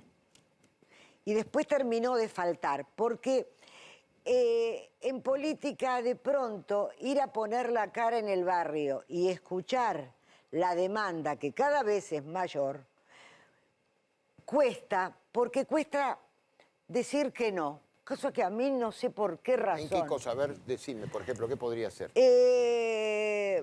Mire, hace falta acá traer internet. Y entonces el intendente le tiene que decir, mire, acá no se puede poner internet por tal cosa. Cosa que a mí no me costaría, no sé por qué razón a mí me pasa eso. No, mire, acá no se puede, hasta dentro de 3 años no se puede traer internet. Y a lo mejor me ligo una puteada, es probable. Pero, ¿qué se dice habitualmente? Bueno, ya lo vamos a resolver. Promesa, porque es más fácil evitar el lío. Entonces, se evita ir al contacto con la gente. ¿Cuándo se va? Cuando hay algo para inaugurar. Esto es como la constante. Y lo bueno es cuando vos vas a hacer un diagnóstico con la gente. Cuando vos te sentás, mate en mano, con 100 personas, te sentás y le decís, vengo a escucharlo, vamos a hacer un diagnóstico situacional, a ver qué pasa acá. Y descubrís que lo que para vos son problemas terribles, no tienen nada que ver con lo que ellos te van a plantear. A mí me pasó una vez con OTACE. Voy con la ministra de Salud, con el ministro de Salud, que era Musi, con la ministra de Educación, que era Graciela Yanetacio, con las manzaneras. Voy yo, obviamente. Estaba enojadísimo OTACE. ¿Qué iba a pasar? Empiezan a hablar ellas. Espera un segundito. ¿Puedo interrumpir un minutito? Porque tenemos un compañero que se va de viaje y tiene que darnos una información. Enseguida volvemos y terminás tu idea. Sí, y quería traer un poco a colación si La falta de considerás, ejemplaridad, Chiche, ¿eh? Sí, Falta de ejemplaridad. Esto fue claro, escandaloso. y si considerás que los legisladores están a la altura también de la gente, porque Bueno. hoy imputaron a Ameri, el diputado, que en una sesión virtual da la sensación que algunos no entendieron la virtualidad, se creían que era para estar en su casa con una pareja y haciendo algo que no corresponde, ¿no? Pero vamos a ver el video, Vamos, ¿sí? Y después la se falta lo vamos de a dar. ejemplaridad, dale. Ser un garante, un sustento ante la posibilidad de contingencias que hicieran que los recursos regulares de la seguridad social no alcanzaran. Y en función de esto también se planteó la intangibilidad del fondo, que fue modificada durante la gestión del gobierno anterior. Bueno, ya lo presentamos a Dragani, que está allí a punto de partir. La pregunta, Chiche, es, yo no lo puedo creer, lo vuelvo a ver el video y no lo puedo creer, que alguien esté en su casa aprovechando la virtualidad para estar en otra. Digo, ¿qué sentiste cuando viste por primera vez este video? Hoy está imputado. Lo que ¿no? pasa es que ha descendido de hace muchos años que yo ya dejé la Cámara, ¿no? Pero el nivel del Congreso ha descendido muchísimo. Es otro Congreso. Desde la forma en que van vestidos, porque todo hace al todo, ¿viste? Y yo no sé qué pasó por la cabeza de esta gente, la verdad no lo puedo creer. Claro, pero no le tienen respeto al horario en el que debieran estar pensando en las instituciones, el respeto a las cosas públicas. Por eso te hablaba de respeto, a la gente ¿viste? que claro. Esto es una ¿Nos es permitís, una vergüenza. Dragani, está imputado formalmente, ¿qué significa? Hola. Eduardo, ¿cómo están? ¿Qué ¿Cómo tal? están todos? ¿Cómo estás, Chiche? Hola. Significa que el fiscal de la UFI de Salta, Francisco Nopek, consideró que esta acción es delito. ¿Es delito por qué? Porque el artículo 241 del Código Penal dice que el que perturbara el orden de las sesiones legislativas le cabe una imputación. ¿Qué pena le cabería al exdiputado Ameri? Es de 15 días a 6 meses de prisión. Esto quiere decir que el delito es excarcelable, no va a pasar mucho más que eso. En algunos medios salieron a decir que podía quedar detenido. Esto no es así. Obviamente va a ser Un citado a reto, prestar digamos, un reto, un declaración chirlo, un correctivo. en las próximas semanas. Juan Manuel, un correctivo sería. Sí, es un correctivo, pero no deja de ser una causa penal, claramente, ¿no? En los próximos días, una vez que esté reunida toda la prueba, va a ser citado a prestar declaración indagatoria. La causa tramita en el Juzgado Federal de Garantías número 2 de Salta, y quien formuló la imputación fue la Fiscalía de Salta, quien era que tenía cargo de investigación. ¿Qué dijo Ameri a todo esto? Dijo, creí que se me había caído la red. Y él considera que no cometió un delito. La cara se es decir, le él creyó que lo agarró, pero bueno, sí, sin dudas. Darse arrumacos en plena sesión está claro que es un delito, pero no solamente por el acto inmoral, sino además porque interrumpió una sesión legislativa que está estipulado expresamente en el Código Penal como delito esta acción, ¿no?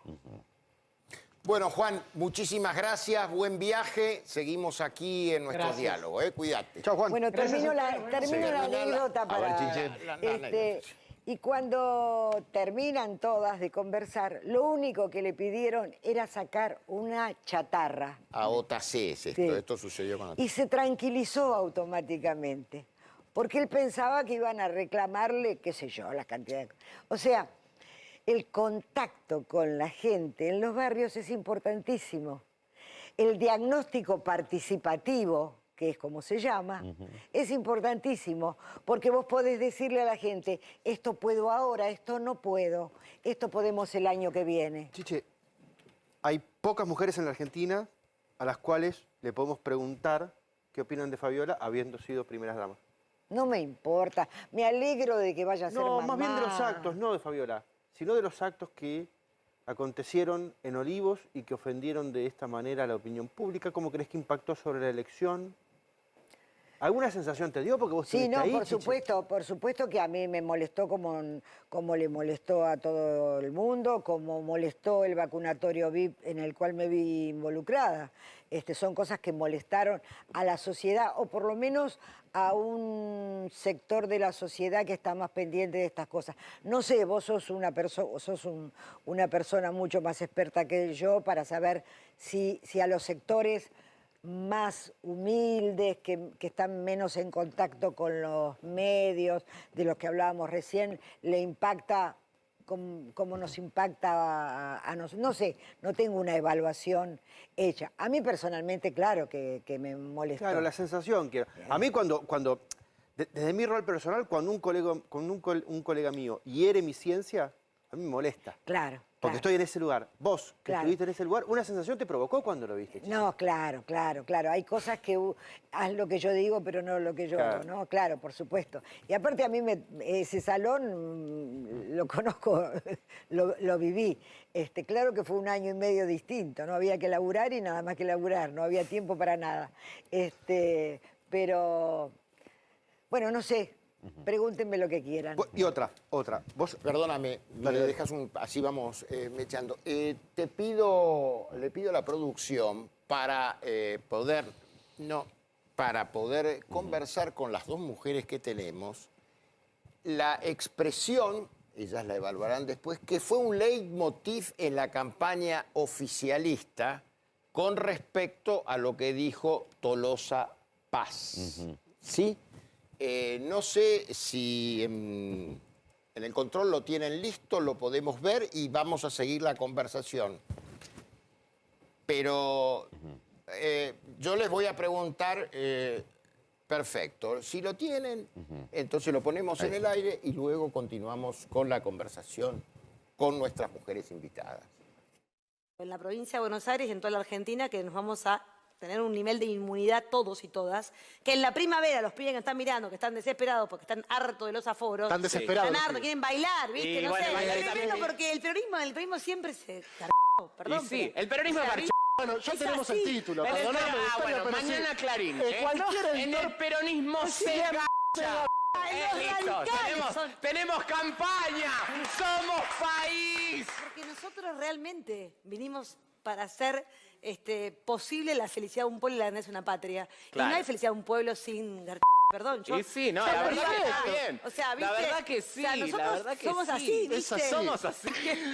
Es parte importante de la vida. Sí. El baile, el disfrute, el goce, ¿no? totalmente. Bueno, entonces también no lo vamos a ocultar. Somos seres humanos, nos gusta gozar, nos gusta divertirnos. Sí, Entonces, ay, qué importante. Qué importante una candidata. Vamos a pegar una No, qué importante que desde la política se hablen estas situaciones que efectivamente son ¿Pero las qué se que... piensa? Tuve 4, 3, 5, uno del coraje piensa que Tolosa Paz no... No, pero ¿qué? Estaríamos muy mal. No pensamos que Tolosa Paz en campaña lo iba a decir así. Bueno, Chiche, voy a incorporar a Victoria Villarroel, que también va a participar de esta mesa. Ella es la número 2 en la lista de Javier Milei. ¿No es cierto? ¿Qué tal, Carlos? Gracias por estar. A ustedes, gracias. Empiezo con vos, Chiche, que estábamos continuando el diálogo. Me da mucha A ver, lástima, me da mucha lástima. porque Este yo- fue el nivel de la campaña. Pero bueno, me da lástima. Salvo algunas pero, excepciones. Bueno, espera, Carlito. Primero me da lástima porque Vicky... Vos la conocés. Vicky trabajaba conmigo. Yo me encuentro con Vicky hace 30 años, estaba separada con sus niñitos sola, y viene a trabajar conmigo. Después la vida la llevó por otros caminos. Pero la quiero. Lamento que esté en ese espacio. Lo lamento, pero la quiero. Uno no deja de querer a la gente porque esté en un espacio o en otro espacio. Yo la quiero. Eso era un blog, una cosa así. Era un programa así de streaming. Y ella digamos, habrá pensado que eso... Sí, no- una búsqueda, ¿no? Quizás eso, a través claro, de y estar ella con los habrá jóvenes. pensado que eso no sé, que estaba hablando con unos pibes cancheramente, Claro, para que eso buscar el no voto salía joven, para y buscar el se voto hizo la joven. canchera. Ujú. Y Claro. bueno, y después trasciende y ustedes, que son perros de presa, hacen lo que hacen. No, yo Y entonces- comento, hablo. Ahora, Chiche, Entonces, a mí me muerdo da a nadie. lástima que le haya- Conociendo a la mí me da Victoria, lástima ¿la que le notás haya pasado, incómoda? porque ¿La notás todo- incómoda? pero me imagino que después debe haberse querido morir.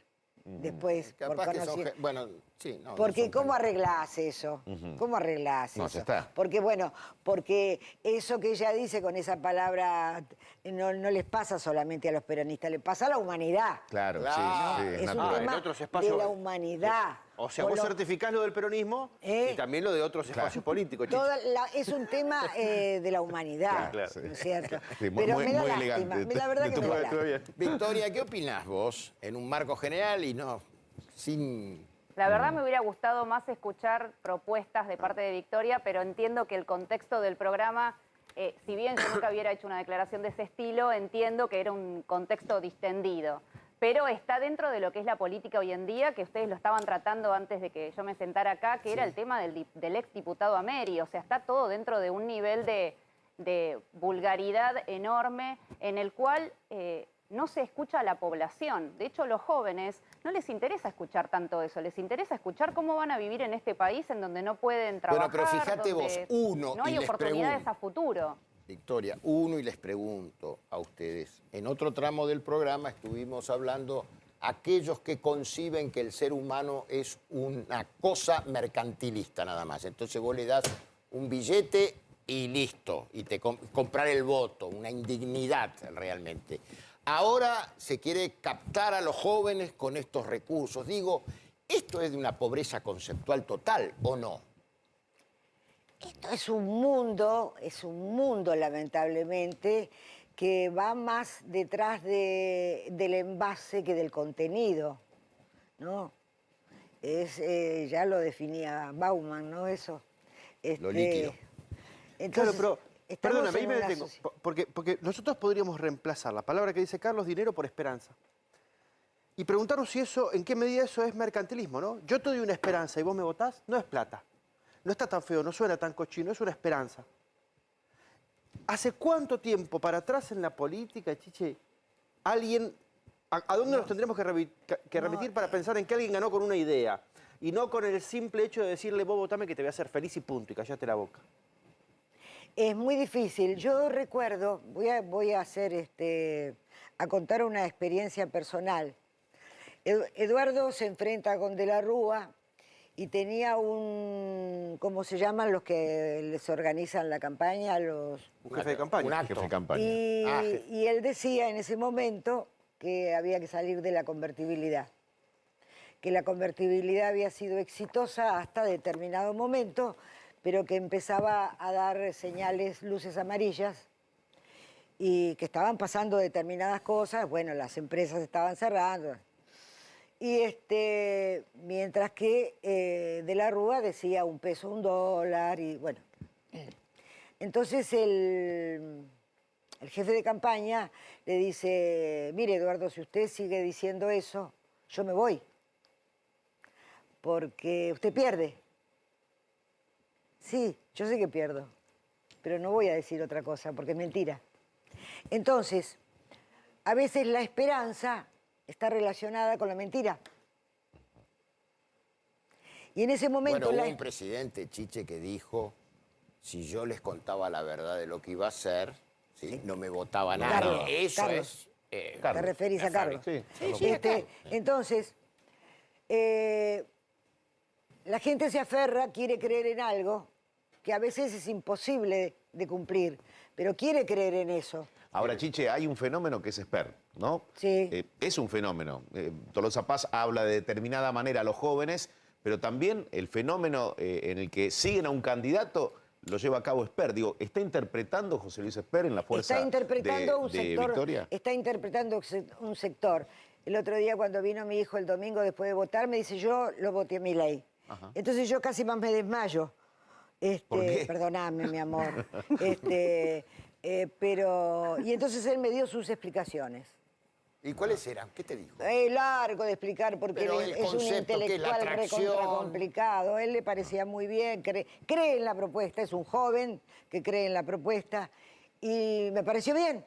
Es que hoy los jóvenes están entre la disyuntiva de o no tenés un futuro en el país y entonces tenés que analizar si te podés ir de Argentina, que no muchos se pueden ir, y eso también hay que decirlo, la mayoría quedan acá. No se pueden ir. Y después tenés otras problemáticas como por ejemplo el avance en la cuarentena, que se acentuó mucho, del suicidio en los adolescentes. Entonces, sí, pero vos de eso tenés no hay una ni que hablar, franja etaria de la sociedad a la que no le das ninguna esperanza a futuro y que la verdad que el discurso de Victoria Tolosa Paz o cuando fue el famoso trap, que lo hablamos con Viviana en el programa que yo estuve, de la izquierda, donde todo es una banalización de una situación en la cual vos no le estás ofreciendo a quienes van a ser el futuro de este país, incluso las futuras autoridades, una posibilidad de tener una vida digna, de ganarte tu propio dinero, de comprarte un departamento, cosa que hoy ya es imposible, de poder mantener a tus padres cuando sean jubilados, porque al paso que vamos todos mantenemos a nuestros padres. Entonces, el mensaje de Victoria Tolosa Paz,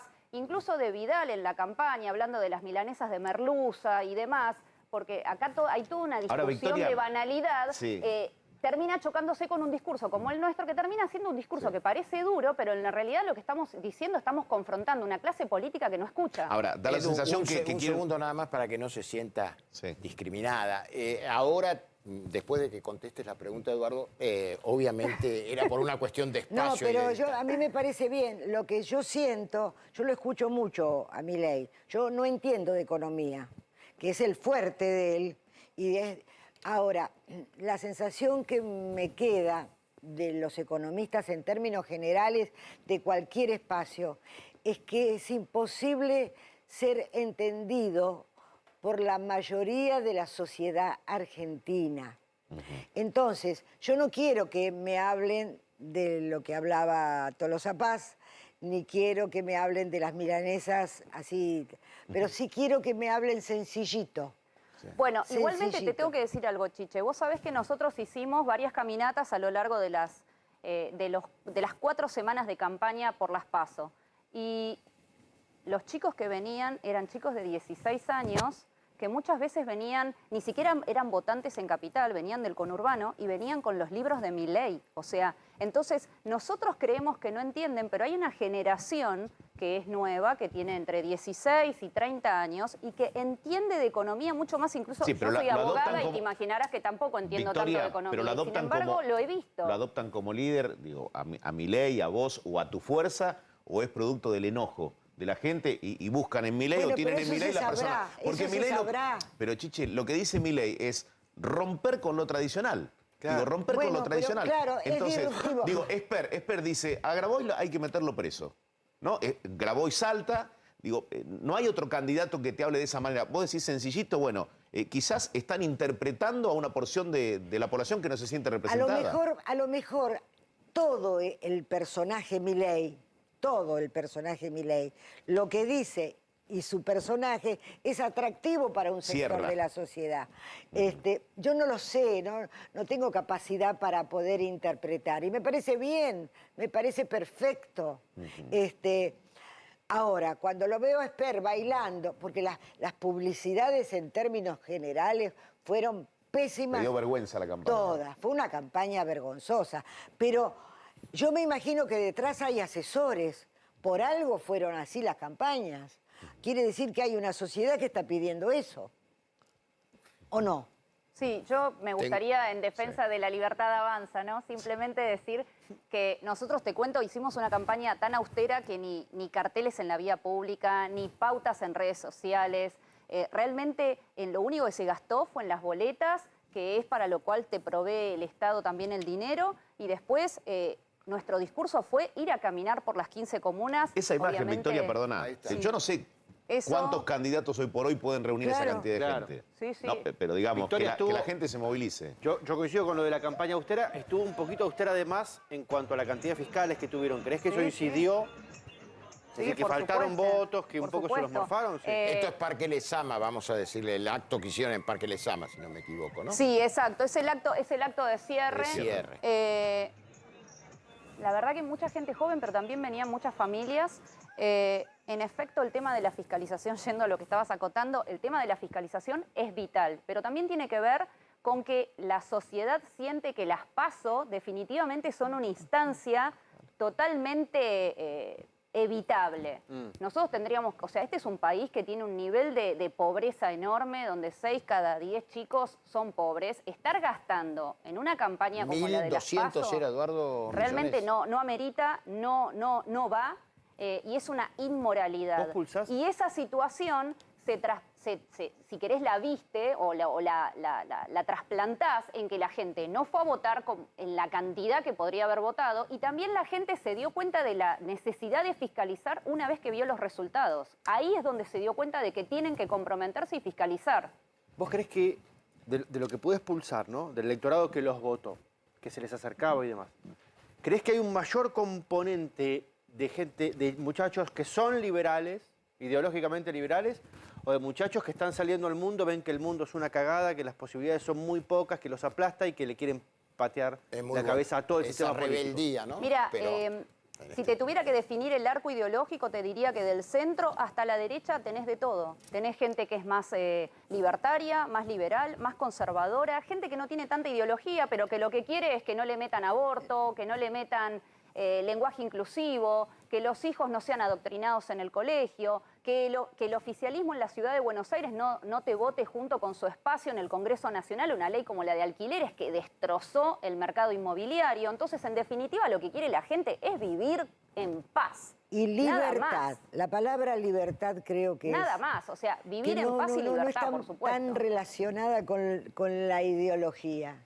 ¿Y qué sería la libertad hoy, Chiche? ¿Qué sería Yo la creo libertad? que la gente plantea eso como un concepto superador de cualquier pertenencia. Pero en esta campaña la idea de la libertad se utilizó de un lado más épico, más romántico, del lado, hasta te diría, desde los derechos, ¿no? Digo, si los liberales se ponen a hablar de qué significa la libertad en términos de responsabilidad, ¿ahuyentan al público o crece, Chiche? Y Victoria. Depende. Yo creo que la libertad, bueno, primero, obviamente, yo soy abogada y me especializo en derechos humanos. Para mí la libertad es un valor fundamental junto con la vida y la propiedad. Así que, desde ese punto de vista, en el momento en el que el ciudadano es aplastado por la cantidad de impuestos que paga, en el momento en el que vos no podés circular por tu ciudad porque tenés cada 2 por 3 un piquete, en el momento en el que vos trabajás y el 60 o 70% de su sueldo se va al Estado, que no devuelve absolutamente nada, porque la reducción no se hace sobre la casta política. Nos aumentan los impuestos o siguen emitiendo. Ahora, ¿entendés? Victoria, Entonces, es curioso. en el fondo, el ciudadano cada vez es menos libre. Y lo que nosotros proponemos es simplemente que la presión que el Estado ejerce sobre cada uno de nosotros sea menor y además se reduzca sobre aquellos que nunca reducen absolutamente ninguna de sus prerrogativas. Pero Victoria, si 6 de cada 10 chicos en Argentina tiene como aspiración trabajar en el Estado. Imagínate. Bueno. La mayor aspiración era mi hijo, y el a su vez doctor, votan a Milei. Ahí tenés una persona que tiene un corto que va a entrar en... No, quizá el que quiere trabajar en el Estado no es el que vota a Milei. No, y aparte, no lo veo así, porque tanto Milei como yo no hemos sido candidatos nunca. De hecho, esta es nuestra primera elección. No hemos trabajado yo no he trabajado nunca en el Estado, en absolutamente nada. Pero considero que después de 15 años de militar por mi temática, que era una problemática en el campo de los derechos humanos, como son las víctimas del terrorismo, y ver que el Estado en diferentes gobiernos directamente no te escucha, sino que hace todo lo posible para ignorarte y evitarte, desde ese momento, vos después de 15 años, como me pasó a mí, decís, bueno, me tengo que comprometer, me tengo que meter. No, eso está bien, pero lo que yo te pregunto es lo siguiente. Y ese es el mensaje que nosotros le damos a la sociedad. Metete ahora, Victoria, reduciendo la carga sobre el ciudadano. Victoria, te quiero preguntar una cosa, porque no soy yo el primero que lo dice, hay muchos. Esta cuestión, la libertad tiene múltiples definiciones, y hay distintos pensamientos, porque hay aquellos que creen que la libertad es la anarquía de hacer cualquier cosa. Tanto es así que a Milei, a Javier, se lo han dicho, y él alguna vez se ha autodefinido delante mío como liberal anarquista, digamos, él dice. ¿Qué es eso?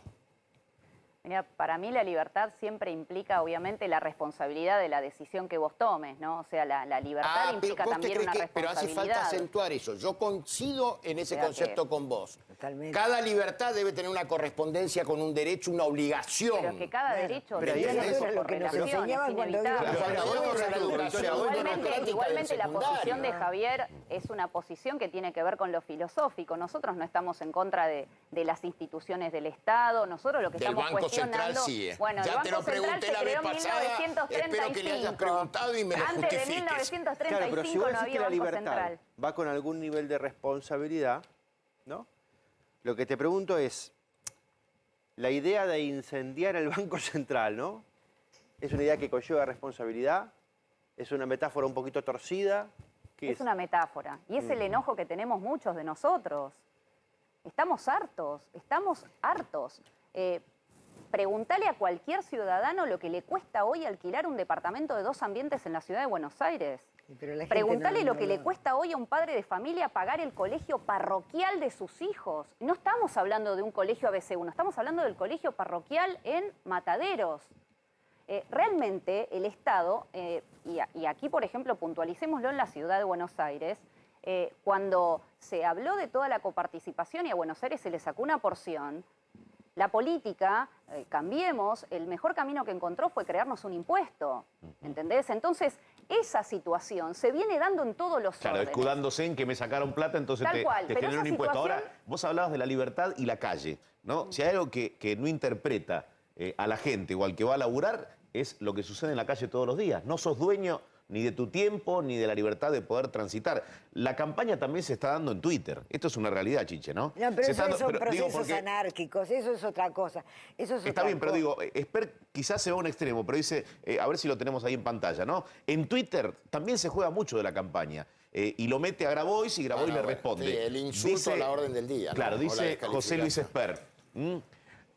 A ver, te subís a una opereta, pero sos incapaz de negar que estás violando la Constitución cortando las calles. Tenés suerte o alguien que te protege de estar libre. Eso habla de la desigualdad ante la ley, pero no de tu inocencia. Sigue, ¿no? El tuit de José Luis Esper, que habla, bueno, directamente de Juan Grabois. Sí, y la respuesta de Grabois, a ver, para meter preso a alguien tenés que ser juez, fiscal o policía, no diputado, José Luis Esper. Fíjate si el narco que te financia te compra una Constitución y aprendés mínimamente para qué te estás postulando. Bueno, esto también es el nivel, ¿no?, que marca una campaña que se juega en las redes. Sí, donde hay más personal que imputaciones conceptuales, ¿eh? Claro, porque van al filo. Claro. ¿Hay que meterlo preso, Esper, a Grabois? Yo creo que por lo menos le cabe que lo llame un fiscal e intervenga, ¿no? No, lo que pasa es que él reconoció, Esper, digo, para la objetividad del hecho, en la medida de lo posible, es que lo acusaron y él lo reconoció que hay alguien que le prestó un avión, no me acuerdo el apellido, cómo se llamaba, que le prestó un avión que tuvo involucramiento con el narcotráfico, denuncia. Nadie está libre de pronto de... No, lo que pasa es que en nuestro país ese es un problema con el financiamiento. Pero el tema de las redes en algún momento va a tener que modificarse, ¿no? ¿En qué sentido? algún momento va a tener que tener algún control, alguna cosa, porque no puede ser que se pueda decir cualquier cosa de cualquiera. ¿Y pero eso no es la libertad, Chiche? Bueno, decimos pero lo que libertad, queremos pero y pagamos las consecuencias de lo que decimos. Victoria. Victoria tiene un punto de vista. Yo en eso no creo en la regulación de las redes sociales, creo que es el último espacio de libertad de expresión que hay, y en tanto y en cuanto no se configure un delito, para mí uno puede decir y expresar lo que quiera. Cosa que hay mucho vacío legal. Pero en tal caso tiene que haber una evolución del derecho que se va dando también naturalmente a medida que el derecho va detrás de la tecnología. No, claro, pero yo sigo conservando, sigo conservando mi libertad. Tengo la libertad de cometer un delito. Y después pagaré por eso. Por supuesto, pero sí, es que esa es la esencia de una sociedad democrática, que vos te hagas responsable de tus actos porque convivís en sociedad. No, bueno, pero o sea, no hay vos una tenés noción de limitaciones democracia, al convivir Victoria. en sociedad. Hay democracias más reguladas que otras democracias. No hay una Yo considero que las redes sociales no deben estar reguladas. Pero desde cuando el principio se de Twitter dicen que yo tengo cuenta, y la verdad cosas, es que tiene nunca que haber tuvo una alguien... sanción. O sea, que vos podés ser extremadamente vehemente, podés hablar de temas tabú como los que yo he hablado, y podés no ser sancionado nunca, pero también podés decirle a la persona que le tenés que decir lo que le tenés que decir. Sí, o sea, convengamos una realidad. Si yo hablo, por ejemplo, con un tipo que... Las redes sociales tienen esa ventaja, vamos a decir, de ampliar para muchos la libertad, que estábamos hablando, era el concepto. Ahora está la contrapartida, la concentración que ha habido en quienes manejan esto y la concentración que han hecho algunos factores de poder, partidos políticos o monopolios políticos para destruir al otro. Ya esto yo creo que desnaturaliza ese concepto de la libertad. Digo, a ver, para vivir en sociedad también hay que tener responsabilidad. Por supuesto. ¿No? Bueno, pero yo abogo siempre por la responsabilidad de los actos de cada uno, por eso de hecho he luchado contra un sector que ha quedado impune de todo. Independientemente de eso, considero que en las redes la verdad es que hay mucho fuego artificial y no necesariamente eso termina siendo algo que cambie o que aporte algo a la discusión política. Sí, considero, igual que Chiche, que Grabois debería por lo menos responder un poco de lo que es violar la libertad de tránsito y además de... Pero Grabois y cuántos más, porque... Todos. Si es por eso, Desde por ese encuadre. el momento en que vos le coartás la libertad de tránsito al resto de los ciudadanos, vos estás cometiendo un delito. Y si además recibís fondos públicos, peor. Porque encima te estamos pagando todos nosotros eso. Porque estas personas se han encaramado sobre la pobreza. ¿Chiche? Pero ¿por qué no se hace con él y con todo lo que hacen eso? Vos decías como que ante estos tuits debiera actuar un fiscal, por ejemplo. Claro. Es muy fuerte lo que dice. Después hay una explicación que vos acabás de dar, pero con respecto a la imposibilidad de transitar, se sabe que no se debe hacer y se hace. Y nadie se atreve a ponerle cascabel al gato, porque es imposible ponerle el cascabel al gato. ¿Imposible? Sí, en este momento, en el marco de esta anarquía que vivimos, con las fuerzas que nosotros tenemos, o sea, nuestro país está tan desordenado, anarquizado, estamos viviendo una situación que tenemos que barajar y dar de nuevo, con autoridades muy serias, entendiendo que hay que respetar las normas, todo eso que hacemos los que podemos viajar, que lo hacemos cuando estamos en el exterior, pero que no lo hacemos acá. Es muy difícil. Chiche, la capacidad de policía que tiene el Estado es una ficción, es muy baja. Claro, bueno, por eso dependiendo digo, de la cantidad de gente que salga a hacer lío, el Estado puede o no puede. Claro, vos sabés que es muy difícil sin que haya riesgos reales. ¿Viste? Riesgos. Yo me acuerdo en el 2001, hasta que no se iba el último de la plaza, no nos íbamos a dormir porque era pensar que podía haber un muerto más, ¿viste? Son momentos, son cosas muy difíciles cuando no hay orden, no es fácil. O sea, sentís que estamos desorganizados. De palabra podemos decir muchas cosas, pero la realidad nuestra Chiche, es muy mi última. ¿Vas a votar a la misma fuerza, al mismo candidato en noviembre? ¿A quién vas a votar? Sí, yo lo que te puedo decir es que no voy a votar al Frente de Todos. Pero es muy amplio el espectro de la oposición. No, quedan 4, ¿eh? Para que sea chico. Bueno, y bueno, votás en provincia. Yo voto Votás en provincia. Yo no voy a quién votar al votaste? Frente de Todos. Y voy a explicar por qué. A Del Caño no lo vas a votar, Chiche, descartemos. Basta, no importa, no importa. Pero ustedes saben que siempre he tenido un enfrentamiento, de siempre, en lo personal, con el kirchnerismo. Y fundamentalmente con Cristina. ¿El peronismo hoy está en una situación indigna? ¿El peronismo hoy está en una situación indigna? El peronismo ya no es peronismo, el peronismo ha desaparecido, como están desapareciendo lamentablemente los grandes partidos. Por eso creo que va a ir la Argentina hacia una gran coalición si la dirigencia es capaz de... Los peronistas ahora se tendrían que ir del gobierno kirchnerista y hacer palo aparte para recuperar esa identidad, ¿sí o no? ¿Harías ese movimiento? Yo, si apareciera un grupo de peronistas dispuestos a entender la necesidad de acordar con otras fuerzas políticas para salvar al país, porque yo no creo que gane Cambiemos o gane el Frente de Todos, el país salga de la situación. Ahí despejamos a quién va a votar. Bueno, Para que se lo sacamos. por los cambios estructurales, porque vos planteabas, ¿no? Educación, salud, trabajo, el respeto por las libertades. Digo, ¿te gusta Manes? Yo lo quiero a Manes porque es mi amigo personal. Sí. Me parece que le falta mucho todavía. Bien. No es Santilli entonces la... Pero ¿vas a votar a Santilli? voy a votar a ese espacio, sí. Bien. Vas a votar a ese espacio. Déjame hacerte esta pregunta. Ahí está la amiga Claudia Rucci. Yo la quiero, también hay Lo muchas... digo porque pero vos yo la aparte conociste al padre. Aparte te digo... Y perdóname que termine esta idea. Hoy se conmemora un nuevo aniversario de su asesinato a 2 días de que el general Perón ganase las elecciones por tercera vez por el 62% de los votos. A veces vas a canales donde te hablan de Cambiemos como algo, ¿viste? Y yo digo, pensar que la mayoría de los que están ahí, los dirigentes, son peronistas, ¿viste? Pero parece que pasaron por el Jordán y se dieron un baño y salieron santos y puros. Tiene razón aquí Victoria, porque en realidad me adelanté. Es mañana la fecha del asesinato. Lo hice hoy porque mañana no hay edición. Bueno, pero y quería perfecto, recordarlo. pero siempre lo recordamos. Lo que quiero decir es que hace falta la unidad de toda la gente de bien, de todos los partidos, que por lo menos en temas económicos, educacionales, de producción, de justicia, de seguridad, se pongan de acuerdo y digan, vamos para adelante, ¿viste? Chiche, hace un ratito describías algo así como una especie de genealogía de qué es lo que sucede en el conurbano y decías, en los 90 estaban las mujeres que yo organicé, antes estaban los partidos políticos, yo digo así, ahora está el narcotráfico, antes estarían las mujeres, antes estaban los partidos políticos. Decime, Chiche, ¿cuándo estuvo el Estado? No, estuvo el Estado. ¿Y hace El cuánto? Estado estuvo porque cuando la pobreza en la Argentina era del 4%, el Estado estaba presente en la escuela, en el trabajo, en la educación. El Estado estaba presente. No había grandes problemas sociales. Nosotros podíamos jugar en la calle y el policía nos cuidaba. Y nos cuidaba de verdad.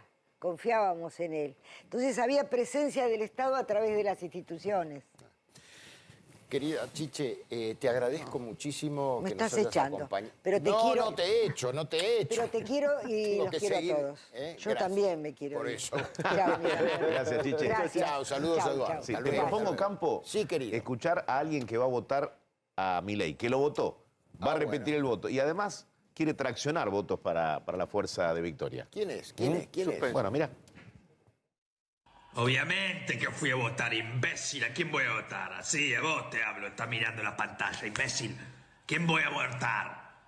A Milei, el peluca sape, Milei, libertad. ¿Piensan que voy a dejar que ganen estos zurdos empobrecedores hijos de p***? No, ahora cambió todo, esos zurdos. Ahora las ratas, quedaron out. Las ratas murieron. Se les acabó su tiempo, Salieron de las cloacas y quedaron todas envenenadas. ¿Me entendés a lo que voy? Se viene una nueva Argentina, una revolución con mi amigo el Peluca Milei. ¡Viva la libertad, carajo! Gente, dejo en claro este comunicado a través de mi cuenta personal de Instagram, gente. No voy a hacer más televisión. Me voy a dedicar 24/7 a la política, gente, de ahora en más. Por una Argentina sin pobres.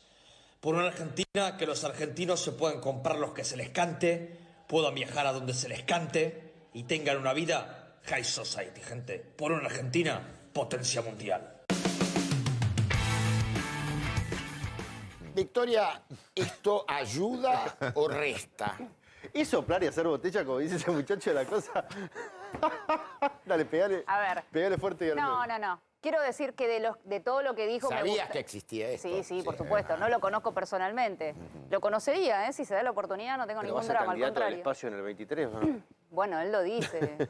Claro, Pero bueno, esperemos. No sé qué Bueno, te qué pasará, escuchamos, pero Victoria. independientemente de eso, la verdad que no me parece, más allá de las formas, con las que obviamente no adhiero por mi estilo, pero lo que está diciendo en realidad es, bueno, que la gente se pueda comprar lo que quiera, que pueda viajar. Yo creo Que que dejen nadie de está... ser barats, ¿no? Como dice él. Sí, no sé qué significaría, Barats pero es claro, los de vida barata, ¿no? Sí, Todos claro, nosotros. bueno, pero más allá de nuevo de la forma, lo que está diciendo es lo que creo que pensamos todos. Obviamente lo dice con su personaje, con el que podés adherir o no, pero la verdad que lo que está diciendo es lo que queremos Pero todos. sentís o sea, que puede... Yo no creo que haya un solo argentino que, Sí. no quiera vivir una vida high society, como él dice. Sí, o algo cercano. Claro, tal cual, o lo que te imaginás que es. Sí, pero digo, muchos chicos pueden sentirse interpretados también, ¿no? Por Alex Canigia. Digo, así como por Milei. Supongo que sí. O sea, él es una persona que tiene, obviamente, como un producto publicitario que tiene su éxito, igual que su hermana, y supongo que tienen su público, pero Victoria... yo en esas ideas estoy totalmente de acuerdo. Y de nuevo, sacando la forma en que las dice, no me parece mal que apelemos al sentido común, que es el de querer vivir mejor. Totalmente. Victoria, hay por allí circulando interpretaciones, no es la mía, pero digamos que ustedes son una suerte de macartistas por derecha, o sea, ven comunistas en todos lados. ¿Es así? Vos sos una persona formada políticamente y espero tu respuesta. Mira, yo no veo comunistas por todos lados, lo que sí veo es progresismo por todos lados. La ¿Cuál verdad es la que diferencia entre el comunismo y el progresismo? Porque ahí hay, bueno, creo conceptualmente es importante. El progresismo es actualmente la visión de la izquierda en lo que tiene que ver con que ya abandonaron la lucha del proletariado, lo que era el mundo capitalista y comunismo, o sea, la antinomia entre eso. Hoy por hoy es el mensaje de las minorías, el imponer esas minorías al resto de la sociedad. Entonces, ¿Vos crees que a veces se imponen las minorías a las mayorías? Sí, por supuesto. Desde el momento en que a todos nos están imponiendo como correcto un lenguaje como el inclusivo, que lo que no hace es incluirte, porque no hay nada más universal que tu propia lengua. Además de destruir la lengua y todo Por eso. eso mismo, pero es no hay muy nada difícil más hablarlo, ¿no? No hay nada, para mí no hay nada más inclusivo que tu bandera, o sea, la bandera celeste y blanca, que la Constitución Nacional, que la lengua española en este país, en otros será Ahora, Victoria, la suya. digo, es importante también el lenguaje inclusivo, que no sea obligatorio, ¿no? Desde ya, pues si no deja de tener la fuerza que tiene como lenguaje inclusivo. Es importante eso, es importante el tema del aborto. Hay muchas cosas importantes. El tema es que no se deje de lado todo el resto, ¿no? Porque en la agenda de la gente también están otros temas. La gente está cansada de progresismo también, porque la realidad es que mientras tenemos mucho progresismo, para darte una idea, de nuevo, volvamos a que tenemos 6 de cada 10 niños son pobres, pero el Estado va a destinar 1.300.000 millones de pesos a una perspectiva de género, al Ministerio de las Mujeres y a todo lo que hace perspectiva de género. Y ahí hay niños y adolescentes que son varones y no están incluidos en ese tipo de medidas. Entonces, me parece una demagogia, me parece un sobregasto en un Estado que está en un nivel de pobreza que Argentina no conoció nunca en su historia y que además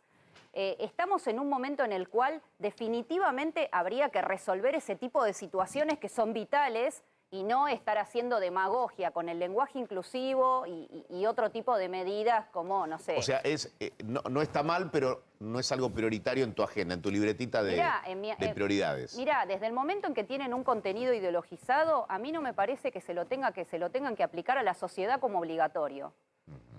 Cada uno tiene la libertad de pensar como quiere, pero a mí el Estado no tiene por qué bajarme ni el lenguaje inclusivo, ni la perspectiva de género, ni el... pero uno crees que... ni un montón de causas si que lo no vemos al tienen revés, que ver Victoria, con lo que está pasando en este país. Victoria, espera, si lo vemos al revés, nuestro país no tiene una constitución liberal. Sí. Y toda la configuración... Bueno, entonces ha habido una bajada de línea... En 1853, en 1994, bueno... Bueno, pero entonces, en los últimos 200 años, dando vuelta a lo que vos decías, los últimos 200 años son los 200 años de construcción de una nación con una bajada liberal. Victoria... Siempre hay una bajada.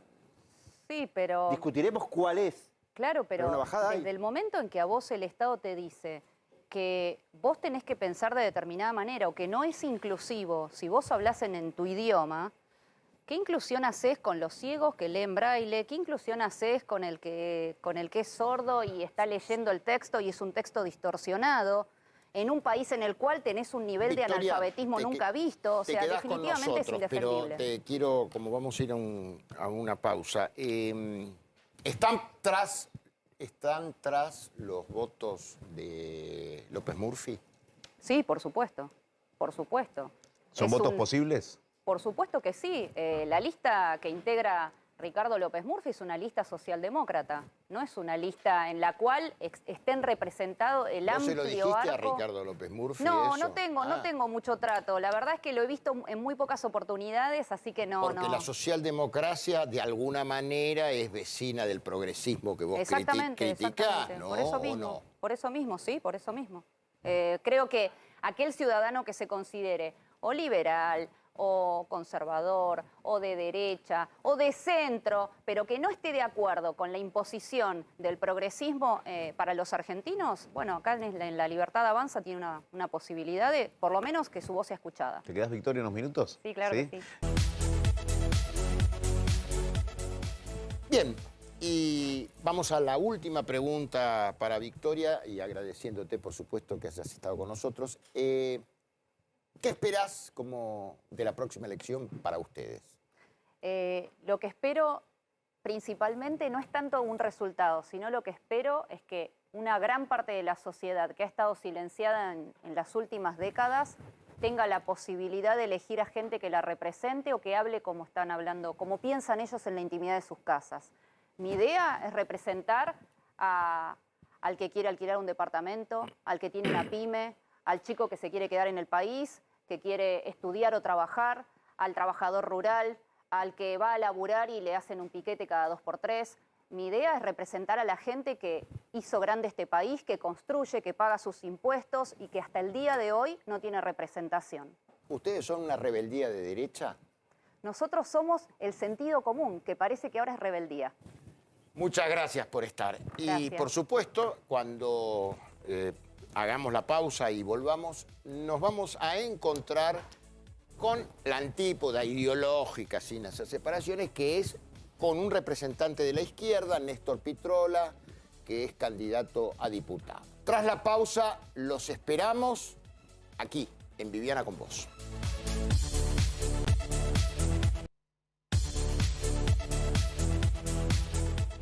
Bueno, muy bien, como les habíamos anticipado, está con nosotros Néstor Pitrola, que es candidato a diputado por la provincia de Buenos Aires por el Frente de Izquierda, ¿no es cierto? Exacto, Carlos, buenas tardes. Buenas tardes, gracias por estar con nosotros. ¿Puedo arrancar, Carlos? Y así le exprimimos el jugo a Néstor. Néstor, en algún momento la rebelión era de izquierda.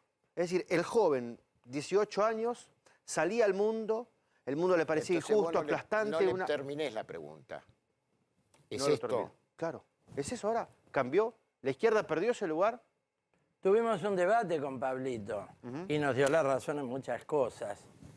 Es un libro bastante fundado, pero América Latina desmintió esa tesis. Perdón, para La que no haya rebelión- error, me disculpás, Néstor, un minuto, porque no se pudo ver el libro, así que yo Pablito voy a... Stefanoni. Pablo Stefanoni, que es investigador del CONICET, escribió un libro que para la gente que está en la política le interesa bastante, la sociología y demás. Él es investigador, que se llama La rebeldía se volvió de derecha. Esta es la pregunta, ¿sí? Ya que estamos siglo XXI, que son amigos, muy amigos, así que disculpen la como Pablo lo conozco desde que tenía 17 años, digo Pablito, yo ya soy de otra generación. Claro. ¿Es Trosco también? No, pero fue. Fue Trosco. Es decir, como muchos que tienen... Con respeto digo Trosco, ¿eh? Claro, es un muchacho formado, muy interesante lo suyo. Pero, fíjate, Jacob, en América Latina, la rebelión en Chile, que abrió un proceso, un periodo en América Latina, 2019, sí. Fue de izquierda, fue juvenil. ¿Fue de izquierda? Fue juvenil y fue de izquierda, porque enfrentó la consigna, no son 30 pesos, son 30 años, enjuició el conjunto del sistema político. Y luego has tenido Colombia, muy recientemente también, no solo contra la derecha gobernando, es más profundo, porque es una revuelta que viene contra décadas de decadencia capitalista de gobiernos que se van alternando. Está bien. Ahora, si vos me decís es ideológicamente perfectamente estructurada, te digo que no. No, claro, pero... Lógicamente. Está bien, pero... Pero puede derivar, disculpame, puede derivar en un voto como el de Perú, que se produjo un voto obrero y campesino completamente contra los partidos tradicionales. Pero me estás pateando la pelota, independientemente de este hombre que asumió. Me la estás pateando para el córner, porque yo te pregunto por Argentina, vos me contestás por la región. Volvamos a la Argentina. La izquierda argentina, ¿puede estar perdiendo ese lugar? ¿Se puede estar poniendo, lo voy a decir entre comas y amablemente, vieja? No, lo estamos disputando lindo. Lindo.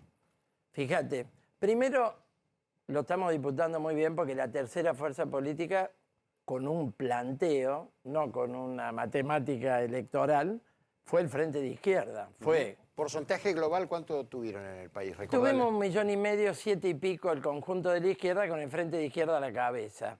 Nosotros una especie de 5%, el Frente. Después hay otras expresiones de izquierda que no pasaron la PASO, tienen alguna variante regional. Encabezamos una izquierda que sacó 1,5 millones de votos, 7 y pico %. Lo tengo ahí, cabecera de mi tuit.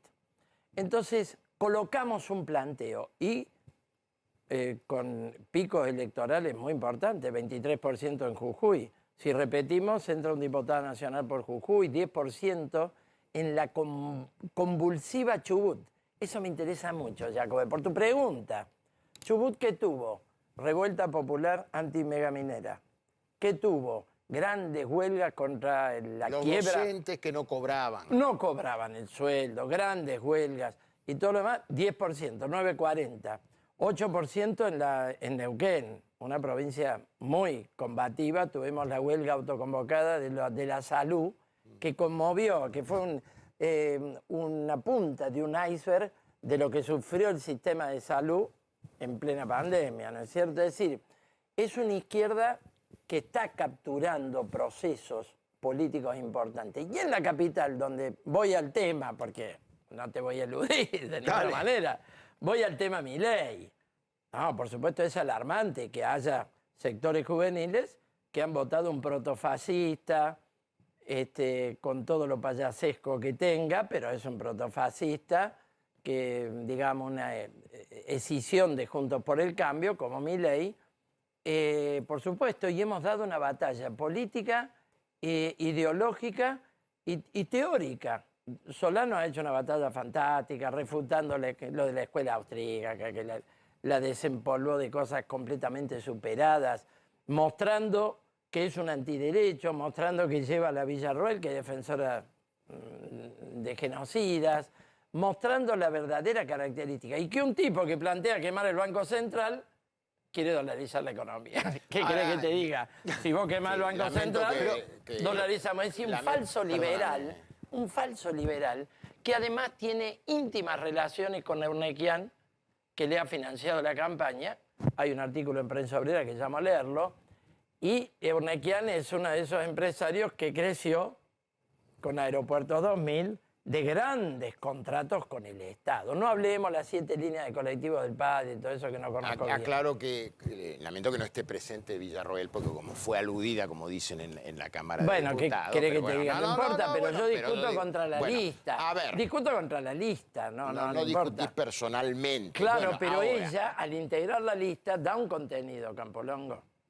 Una defensora de la gente de Videla. He discutido bastante con ella, sí, lo que pasa es que, bueno, pero nos vamos a meter en otro tema y no quiero, yo quiero el diálogo Y aquí, después lo superamos lindo. Lo superamos bien, hay que dar esa batalla política de fondo, porque hay un tema que logró Milei, que es el más importante de todo, más importante que el 13%. Él tiró del mantel de la campaña electoral y la derechizó completamente. Se adaptaron todos. Primero el tema reforma laboral, por ejemplo, terminó Juntos por el Cambio poniéndolo arriba de la mesa. Randazo no te cuento. Esper, por supuesto. Pero la CGT, por ejemplo, y el propio no quiere. Santoro, que era el pibe izquierdista. Hay parte de la CGT que no lo admite en los términos que lo quieren instalar. Porque, a ver, las formas productivas de la revolución industrial, ¿cambiaron o no? Sí, por supuesto. Sí. Pero no solo Bien, ahora, un concepto que no gusta porque tuvo su connotación es la flexibilización. Las formas productivas cambiaron.